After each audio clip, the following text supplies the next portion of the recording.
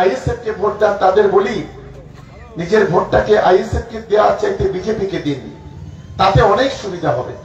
ও ছোট হুজুরকে বলে অমিত শাহ বলেছে, আশেকে রসুল, একে ওকে না ধরে পুলিশ যদি ওকে ধরে ঘরে ভরে দিয়ে আচ্ছা ধুলান দেয় না, আচ্ছা পিটাই দেয়, আসল মাল ওর মুখ দিয়ে বেরিয়ে পড়বে। জনপ্রিয়তা জনপ্রিয়তা দিতে কে বলে তোকে? বিজেপিকে যদি ভোট দেয়, কুরআন শরীফকে মাদ্রাসাকে ব্যান করে ছিঁড়ে ফেলে পিসাব পড়েছে, সেটা সমর্থন করলো। 30,000 কম্বল দিয়ে উনি ভোট কেনার চেষ্টা করছে, কিন্তু উনি মঞ্চে প্রকাশ্য বলছে তৃণমূলকে ভোট দেওয়ার কথা বলে না, যে আইএসএফকে ভোট নাই, বিজেপিকে ভোট দিন, অনেক সুবিধা পাবেন। আমি আজকে তরকারি দিয়ে ভাত খেলাম জানেন তো, আর 2-4টা ঢেকর তুললাম, সেই ঢেকরটা উঠলো, ওই গ্যাসই বেরোলো, সে তরকারি গ্যাস। ওর তো গ্যাস আছে, চিন্তা করতে পারেন। বিজেপিকে ভোট দিতে বলছে। একটা জিনিস শোনেন, ফের বলছি, যারা মুসলমান হবে, যাদের ঈমান থাকবে, যাদের ঈমান আছে, যারা নিজেকে মুসলমান বলে দাবি করবে, তারা কোনোদিন বিজেপিকে ভোট দিতে পারবে না।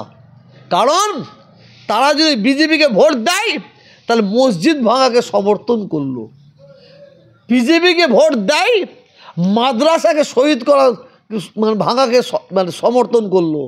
বিজেপিকে যদি ভোট দেয়, কুরআন শরীফকে মাদ্রাসাকে ব্যান করে ছিঁড়ে ফেলে পিসাব পড়েছে, সেটা সমর্থন করলো। যদি কোনো মুসলমান বিজেপিকে ভোট দেয়, কুরআন শরীফকে জ্বালিয়েছে, পুড়িয়ে ছাইড়কার করেছে, তাকে সমর্থন করলো।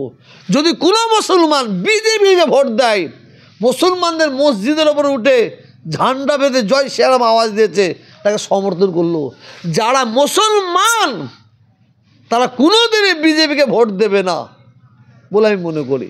শওকত মোল্লা একজন জনপ্রিয় নেতা এবং তিনি জনপ্রিয়তা খামা খাই, জনপ্রিয়তা দিতে কে বলে তোকে? খামা খাই, হ্যাঁ, মাছ বলে ডুমকানা, সেই কি দেশে সেই শিয়াল রাজা বলে না, মন্দিরের শিয়াল রাজা, সেই তো ও কে ইয়ে আছে, লোককে হুমকি দেয়, কত মানুষকে শোষণ করেছে, খবর নেন দিন। আমি তো আগেও বলেছি, আজকেও বলছি, এই ভাঙড়ে যে খুন হচ্ছে, ক্যালিগে খুন হয়েছে, এই কি নাম ওর, এই রাজ্জাক খান খুন হয়েছে, ওই সব নামগুলো ভুলে গেলাম, মানিক পায়েক খুন হয়েছে, ওই যে খুন হয়েছে, একে ওকে না ধরে পুলিশ যদি ওকে ধরে ঘরে ভরে দিয়ে আচ্ছা ধুলান দেয় না, আচ্ছা পিটাই দেয়, আসল মাল ওর মুখ দিয়ে বেরিয়ে পড়বে। কি বলছেন? দেখেছেন না কাইজারকে হুমকি দিচ্ছে, ঠ্যাং ভেঙে দেবো, পা ভেঙে দেবো, ঠ্যাং ভেঙে দেবো। হ্যাঁ, দেখছেন না কাইজারের বাড়ি রাতের অন্ধকারে যাচ্ছে। আর যারা যাচ্ছে তাদের ঘরে আমি অনুরোধ করব, আপনারা ওর পাল্লায় পড়বেন না। ও হচ্ছে গভীর পুকুরের মাছ, ও কোনোদিন কেস খায় না, ও কেস খাওয়ায়। ও অন্যায় করে না, অন্যায় করায়। আজকে যারা কাইজারকে মার্ডার এই মেরে ঠ্যাং ফ্যাং ভেঙে দেবো বলছে, কাইজারের বাড়িতে হামলা করতে যাচ্ছে, আরাবুলের বাড়িতে হামলা করতে, আরাবুলকে হুমকি দিচ্ছে, আরাবুলের ছেলেকে হুমকি দিচ্ছে। এইদিকে কী নাম, ওই জাকির ভাই না, ওই ইয়েতে 6 নেলের গো, হ্যাঁ, মানে সব ভুলে গেলাম, মানে হুমকি দিচ্ছে, তারা হুমকি দিচ্ছে। যদি আল্লাহ না করেন, যদি কোনো অঘটন ঘটে কাইজারের আরাবুলের ছেলে, তার দায়ী তো ওরা হবে, ওরা তো দায়ী হবে। এখানে শওকতের কিছু হবে? শওকত মাছ ধরবে, পানিতে হাত দেবে না। আমি যারা এইরকম কাজ করছেন, আমি আপনাদের অনুরোধ করছি, দুটো হাত জোর করে অনুরোধ করছি, আপনি পরের কথায় পানিতে ঝাঁপ মারবেন না। পরের কথায় পানিতে ঝাঁপ মারবেন না, কেন ওকে মানুষ চিনে নিয়েছে বলে আমি মনে করি। ভোটের আগে শওকত মোল্লা একাধিক ভাঙড়ের জায়গাতে তিনি ঢুকছেন এবং শওকত মোল্লা ঢোকার সাথে সাথে মহিলারা একেবারে জমায়েত হয়ে কেউ বা ঝাঁটা জুতো নিয়ে একেবারে শওকত মোল্লাকে দেখে বিক্ষোভ করছেন এবং তাই নাকি? তাকে তাড়া করছে। সকাল মোল্লাকে ঝাঁটা জুতো নিয়ে দৌড়চ্ছে? আছে ভিডিও। হ্যাঁ, ঝাঁটা জুতো নিয়ে তাড়াচ্ছে, তাই নাকি? যাক, নতুন খবর। জুম্মার দিন আজকে আল্লাহ তুমি বিচার শুরু করো আল্লাহ। ভাঙড়ের মানুষ, ক্যানিং মানুষ, বাংলার মানুষ দেখবে আল্লাহ, তুমি বিচার শুরু করো আল্লাহ। এই দোয়া চেয়েছি, এই দোয়া চেয়েছি।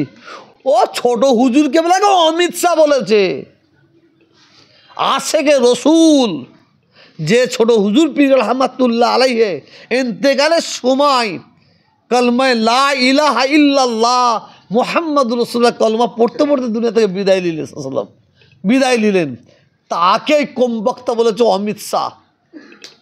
অমিত শাহ, ছোট হুজুর যদি অমিত শাহ হয়, ছোট হুজুরের বাপ দাদা হুজুর কি হবে? পুতা হাত তুলে আঙুল বাড়িয়েছে, ও তো পদে পদে আল্লাহকে বেইজ্জতি করবে।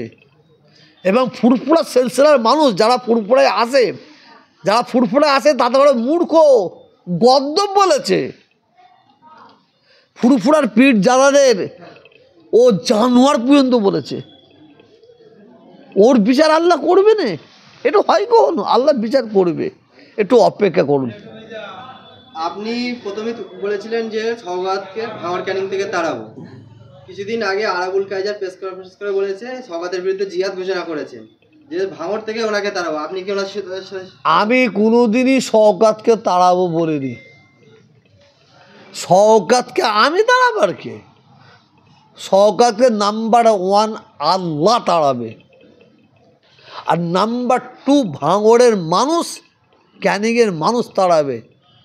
আমি দৌড় কাটাও বলেছি, দৌড়ে দৌড়ে হাঁপে যাবে, আমি এই কথা বলেছি।